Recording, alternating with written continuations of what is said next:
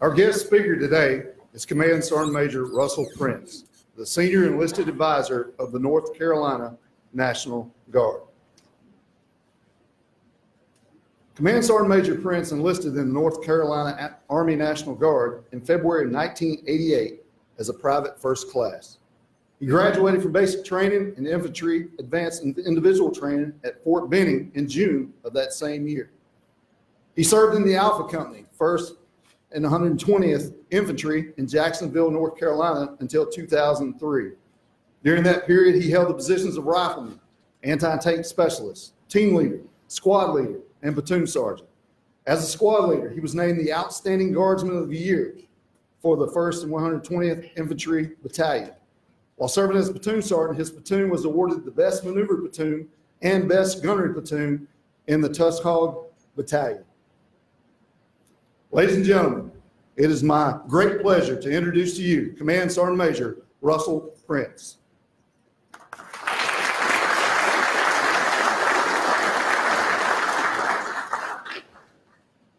Good morning. I told him that I didn't want him reading the bio, that I would stop him, because today's not about me. Today's all about you, right? And all about those soldiers that you're going to put in the next coming years. I can tell you that there's not many times I don't have a chance to speak that some of the first things I say is, how can you not be proud to be a member of this organization? I mean, if you look on a daily basis of everything that's going on in our world and what our soldiers are doing out there, you know, every day, if you forget, there's times along the way that you're reminded constantly about what's going on with our soldiers. Just last week, we had at UNC Charlotte in North Carolina, we had a school shooting, and we lost some students there. And we had a student there that was actually a National Guardsman, a 68 Whiskey, that actually went and rendered aid and prevented any further damage from happening to one of the students there. So, you know, like I said, there's not many days go by that you aren't constantly reminded about what's going on out there in our formation. So I'm just proud to say that I'm one of many. I'd like to say that I'm thrilled to have this opportunity to speak with you today. I've got a script, but I'm kind of an abnormal person. So I may be on it, I may be off, but it's always an honor and privilege to stand before soldiers and beside soldiers, more importantly, beside them. The amount of work, dedication, and sacrifice that is required of our soldiers and their families is always at the forefront of my mind. Never in our history has a soldier been asked to do so much and be away from home in just normal duty. In case of M-Day National Guard and Army Reserve soldiers, you can add employers to the list of those who sacrifice production and profits by supporting their employees who serve our nation. With that in mind, I want to offer my sincere appreciation for your service and my congratulations on your graduation today. You know, as I was thinking about what I would say here today, I came to the conclusion that since I've never been a recruiter, at least in title, because in the end we all know we should all be recruiters, right? There is no advice I can really give you from a personal standpoint about being a recruiter, but only share a few of my observations and beliefs about recruiting. So right up front, I'm admitting that I'm not a subject matter expert on recruiting, but I do believe I know a lot about people.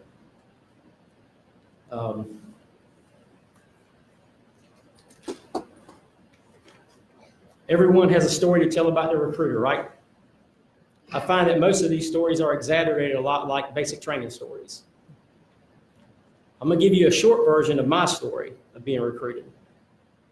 I was 24 years old, had a degree, wanted to serve my country. I had two uncles that were in the local unit back when it was hometown guard, and they were both E7s. They never really pressured me into joining the guard. They just always would have that constant reminder at our reunions that, hey, you'd probably do good in the military. You might want to give it a shot. Of course, they were always the two that beat everybody at horseshoes, so I figured, well, there must be a lot of horseshoe throwing going on down at the armory. It didn't work out that way.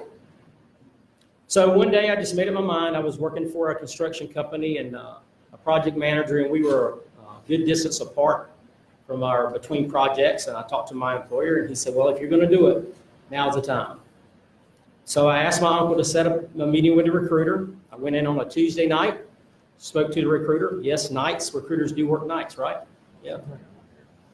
And came in on Thursday, took the ASVAB, went to MEPS on the following Tuesday, shipped the following Tuesday. So I hope you have a lot of recruits like that. So as you can see, I don't have a horror story about my recruiter. And now I know you're thinking, well, wait a minute. Sergeant Major Prince got nothing. Why'd they ask this guy? I'm still asking myself the question myself. But here's really what I want to get after today. In becoming a recruiter, I'm sure you're well trained about features and benefits of joining the military in order to sell your product, right? TRICARE, SDLI, GI Bill, student tuition assistance, additional income, retirement benefits. What's some of the other stuff? Student loan repayment program, right? What else? All right. And don't forget about those discount tickets at the theme park, right? All right. But what I'm here to tell you is that you're not selling a product. And I might get in trouble here today, but I'm going to say it. You're not selling a product. What you're doing is you're offering a solution.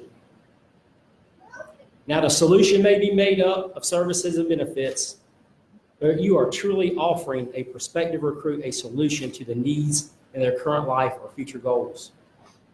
A lot of people in our organization equate recruiters to salespeople, and there are some comparisons to be made.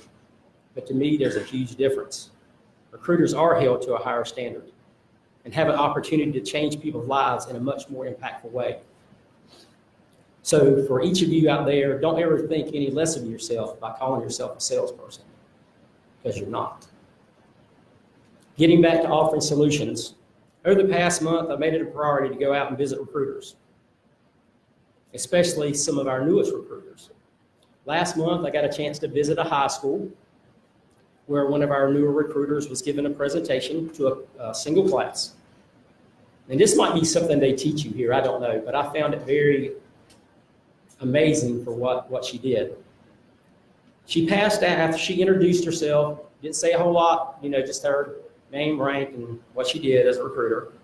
She passed out 2 3x5 index cards to everybody. Have y'all been taught this at all?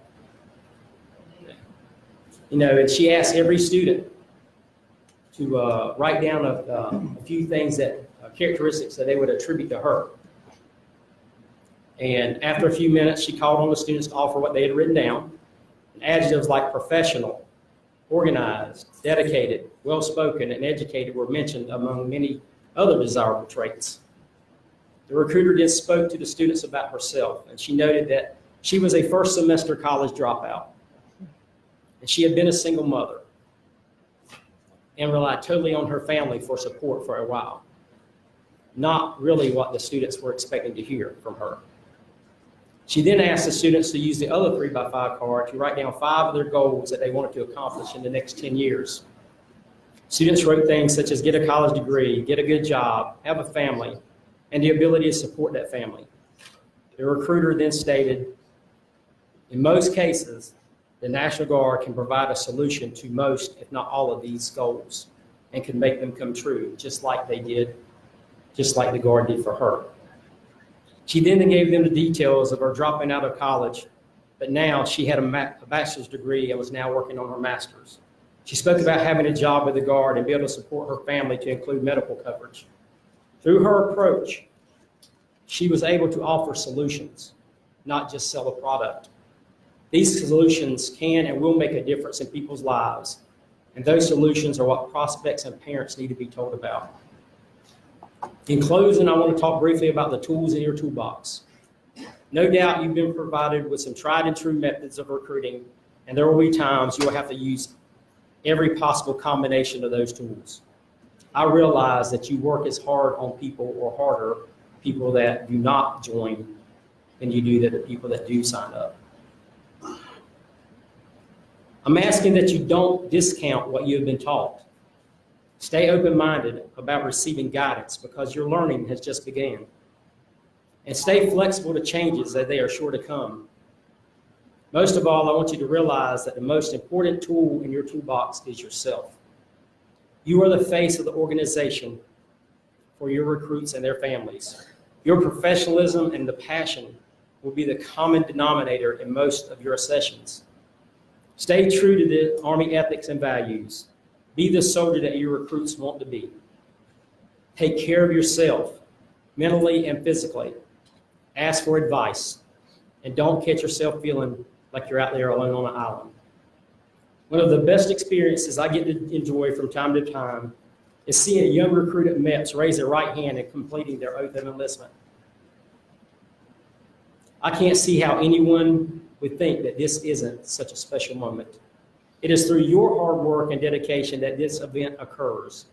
And I want to thank you for making those moments possible for me and for continuing to do so in support of our nation. Thank you.